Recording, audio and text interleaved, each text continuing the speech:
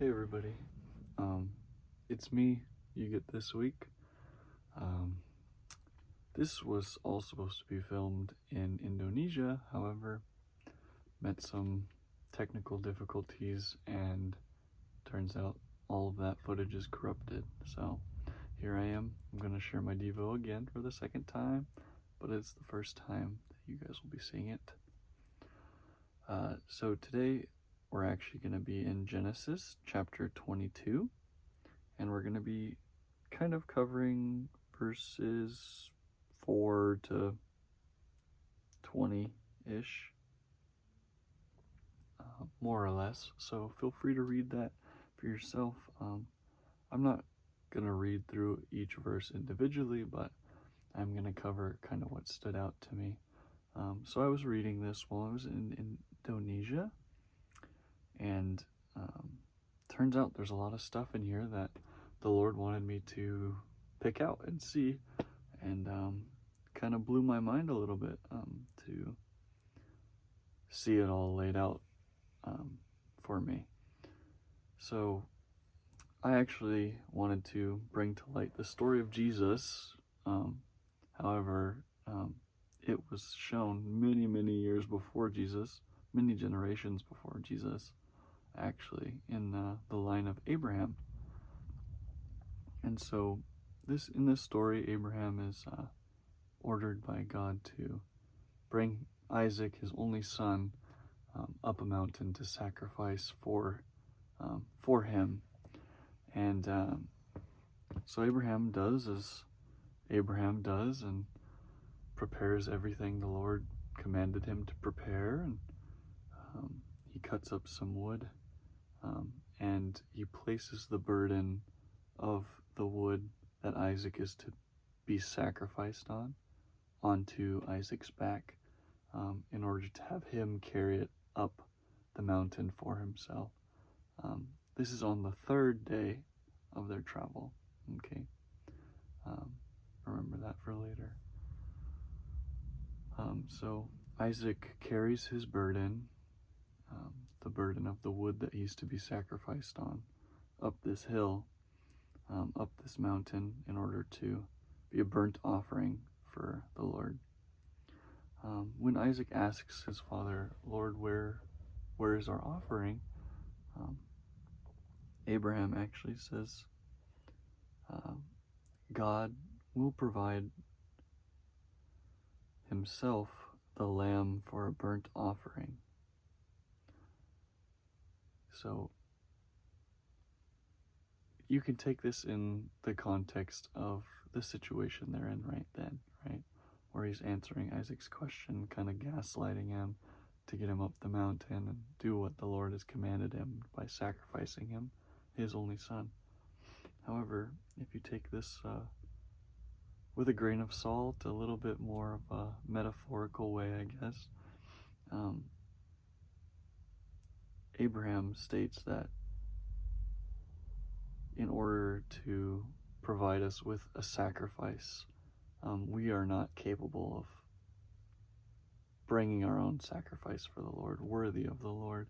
Instead, it is the Lord who will offer a sacrifice in our place, because he knows that only he is worthy to make such a sacrifice for us. We are not able to do it ourselves.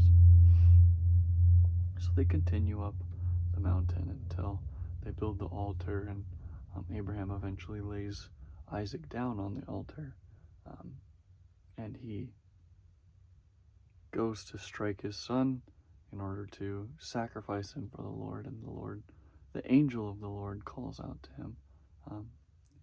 In the context of the Old Testament, the angel of the Lord is actually most likely to be Jesus. And he says, do not lay your hand on the boy or do anything to him, for now I know that you fear God, seeing you have not withheld your son, your only son, from me. And Abraham lifted his eyes and looked up, and behold, behind him was a ram, caught in the thicket by its horns. So in the Bible, God often refers to us as his sheep, his children. Um, and here on the mountain, um, in place of the sacrifice that Abraham was called to make, that we have been called to make, he offers up his sheep, his child, a ram, a male ram, his son.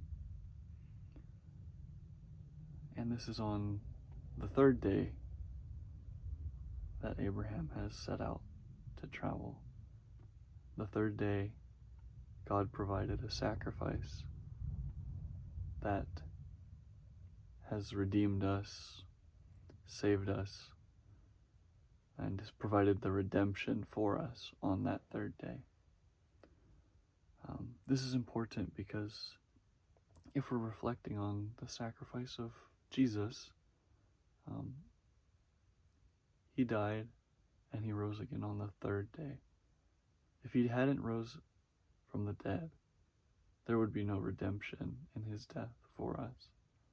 But because on that third day he was resurrected, he came back. There were many eyewitness accounts of this, over 500.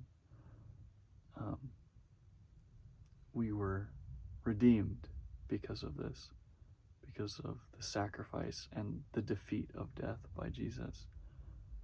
And all the way in Genesis, the first book of the Bible here, we see the Lord providing a sacrifice in the place of Isaac, who can be seen to represent us, and redeeming the sin and the sorrow that Abraham may have had on the third day.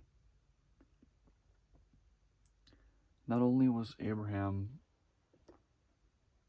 placing his full faith and trust in the Lord, that the Lord would provide, I believe that he had full faith that the Lord would provide him a sacrifice other than Isaac, his only son, because Isaac was promised to him by the Lord. However, I don't doubt that he would have gone through with it due to his love in the Lord.